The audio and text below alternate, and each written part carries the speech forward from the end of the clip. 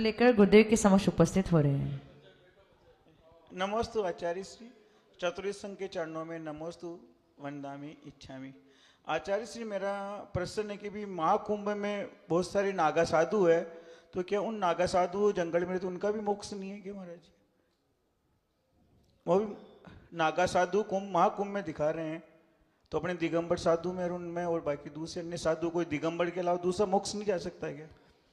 ओम, बहुत अच्छा सवाल पूछा है। महाकुंभ, महा मैंने बड़ा, कुंभ मैंने घड़ा।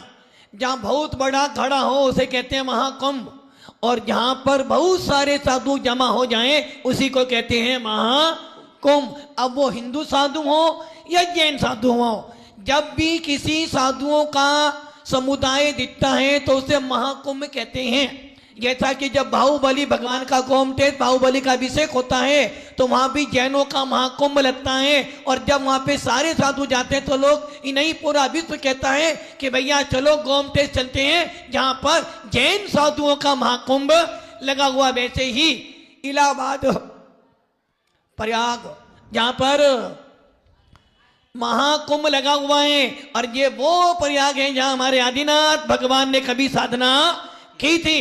इसलिए महाकुंभ में जितने भी साधु हैं, नागा साधु हैं, ये ध्यान रखना, भले ही उनको नागा साधु कह रहे हैं, किंतु ये ध्यान रखना, नागा साधु होने के बाद भी कहीं ना कहीं तो अभी कमी है।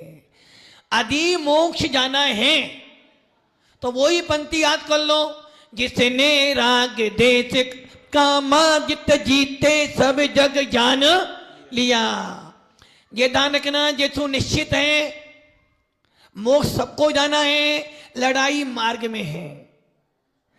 जब तक तुम्हारा मार्ग समीचीन नहीं होगा तब तक मोक्ष मिलने वाला नहीं है। इसलिए जब तक जिन शासन को स्वीकार नहीं करोगे, सच्ची मानता को स्वीकार नहीं करोगे, समीचीन मार्ग पे नहीं चलोगे, मोक्ष मिलने वाला नहीं है। जब तक तुम्हारा क्रोध, मान, माया, लोभ, व्यसन, बुरी आदतें, आपका नशे की वस्तुएं, आपका खाना पीना, शुद्ध पिपासा, सर्दी गर्मी, राग देश, ये नहीं छूटेगा तब तक मोक्ष मिलने वाला।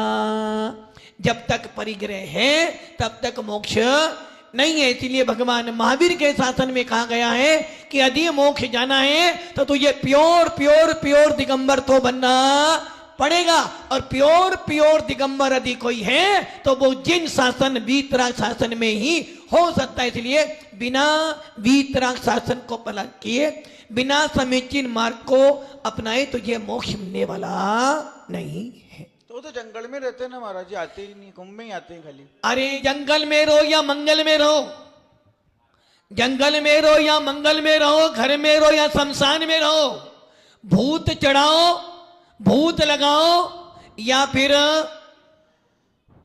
हर हर हर हर महादेव, समझे ना, धूल चढ़ाओ या धूप चढ़ाओ, भूत भगाओ या चिलम पियो, जब तक तेरे अंदर क्षुधा पिपासा की भूख है, जब तक तेरे को कुछ करने की इच्छा है, तब तक जंगल में रहना भी तेरा व्यर्थ है। भगवान महावीर भी जंगल में रहे, हमारे साधु भी जंगलों में रहे, और आज जो साधु जनपद में भी रहते हैं। इसलिए हमारे साधु में लिखा है, जंगल में रहना या मंगल में रहो, किंतु अपने अंदर के विकारों को नष्ट कर दो। जब तक अंदर के विकार बैठे हैं, भले तो जंगल में रह लेना, कुछ होने वाला नहीं है, और विकारों को नष्ट कर देगा।